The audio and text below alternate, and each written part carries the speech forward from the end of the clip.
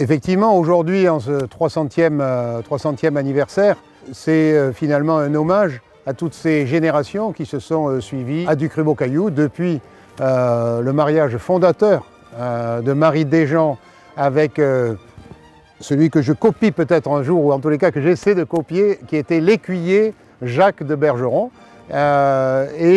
Ensuite, toutes les familles, les Ducru, les Johnston, les Desbarats et enfin les Bory qui sont arrivés ici à Ducru-Beaucaillou.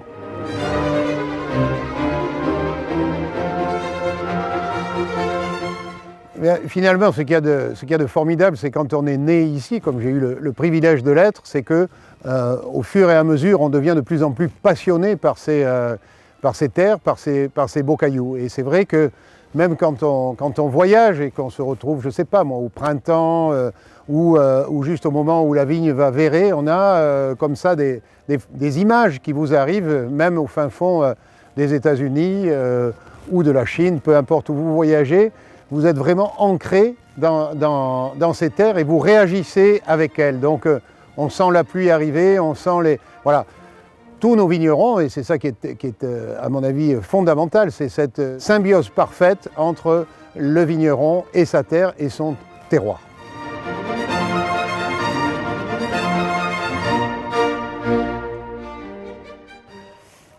Papa était, d'abord il n'a pas eu la tâche facile parce qu'il est arrivé donc après son père qui était un négociant bouillonnant, qui était un vigneron émérite, qui était un bâtisseur, qui était un chef de clan, qui était un chef d'entreprise adoré de tous, etc. Donc finalement quand mon père arrive à la tête de cette propriété après sa disparition, c'est déjà un énorme challenge. Mais dans sa modestie et avec sa manière à lui, sans doute un peu moins bouillonnante peut-être que son père, mais de manière certainement plus méticuleuse, plus précise, il s'est attaché tout d'abord à refaire les vignobles, il s'est attaché ensuite à refaire les cuviers, les chais. Il a confirmé dans sa position Émile Peynaud, le fameux œnologue, qui conseillait déjà son père, mais dont aussi papa avait suivi les cours à l'université de Bordeaux, à l'Institut, ce qu'on appelait à l'époque l'Institut d'œnologie de Bordeaux. Et ensuite, papa aussi a rajouté une dimension de plus, c'est que d'abord, il avait le privilège que son père l'envoie en Angleterre dès sa prime jeunesse et qu'il parle fluent English, comme on dit. Et donc, papa, dès les années 60, commençait à visiter l'Angleterre, à promouvoir ses vins en Angleterre, puis dès 68 aux États-Unis et dès 70 au Japon. Donc il y a tout un travail, non seulement effectivement sur la propriété, pour faire des vins qu'il aimait grands, mais ensuite aussi pour le faire savoir à travers le monde. Je crois que c'est ça, cet enseignement, et finalement, on ne change pas grand-chose aujourd'hui, et c'est à peu près ce qu'on essaye de faire au quotidien dans cette propriété.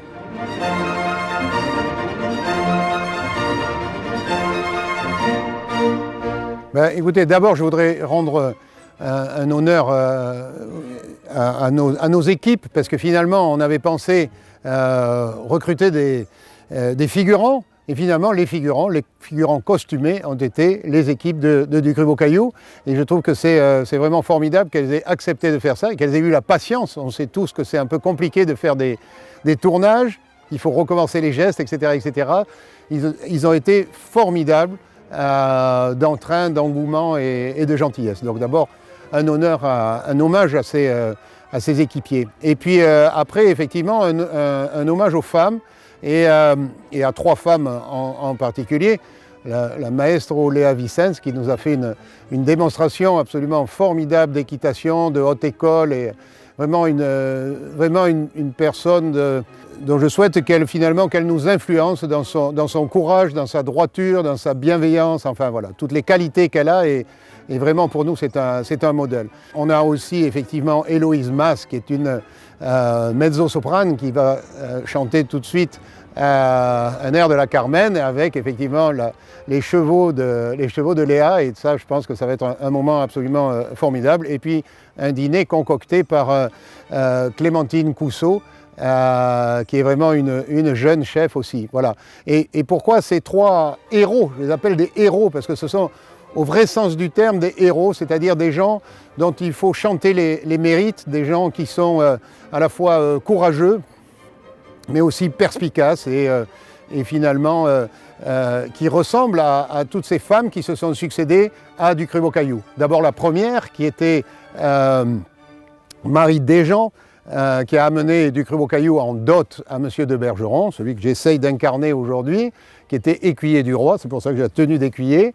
Et puis aussi la fille de Bertrand Ducru, qui a repris les actions de son frère, reconstitué Ducré-Beaucaillou avant de le transmettre à Madame Dacier, qui était l'épouse de Johnston, qui remployait là aussi sa dot. Et puis encore une femme, Mary de Burke, qui succède à Marie Caradja, qui était la seconde épouse de Nathaniel Johnston, une princesse de Constantinople, qui était venue ici à Bordeaux et épouser ce Johnston.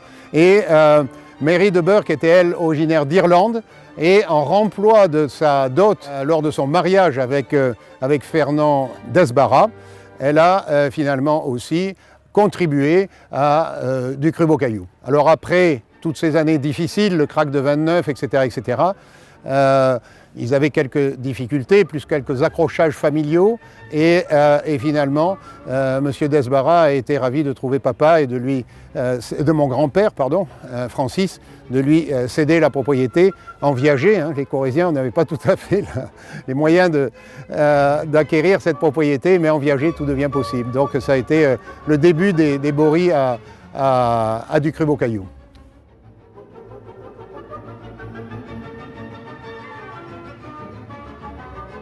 Effectivement, Sarah a fait un travail à la fois plein d'imagination, mais aussi une modestie par rapport au lieu, et c'est ce que j'ai beaucoup apprécié dans son travail et dans sa manière de le mener. Ainsi, la salle à manger a été refaite, mais en reproduisant le papier peint de l'époque. Donc un papier peint de 1870 qui a été reconstitué à Paris dans une maison spécialisée. Et ce que je trouve dans le travail de Sarah qui est très très intéressant, c'est qu'on a à la fois une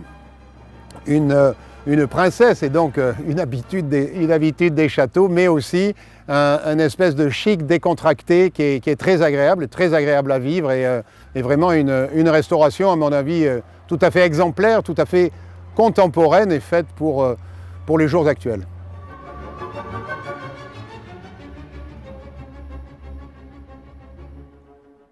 Ce qui m'a peut-être intéressé, et c'est une image qui m'est venue assez récemment, c'est dans le vin, parce que chaque fois on a cette question, mais Bruno, ce 2020 que vous êtes en train de faire, il ressemble à quel millésime, et ce 19, il ressemble à quel millésime, etc. Eh bien, chaque millésime est unique. Chaque millésime est la petite facette de ce même diamant qui est Ducré-Beaucaillou.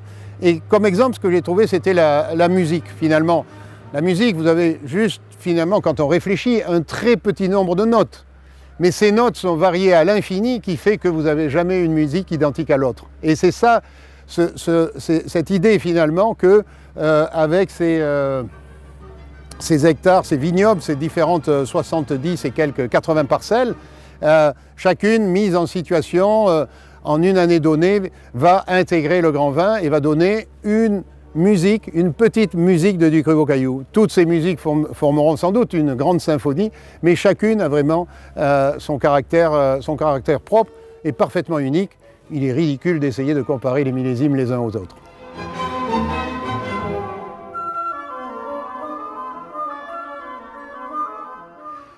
D'abord pour papa, effectivement, moi j'ai beaucoup de respect, comme ma sœur, comme mon frère. Et évidemment, d'abord la première chose, c'est de le remercier de nous avoir transmis la propriété, plus les autres propriétés qu'il avait réussi, tout le patrimoine qu'il avait réussi à constituer au cours de sa vie. Donc c'est d'abord un immense merci.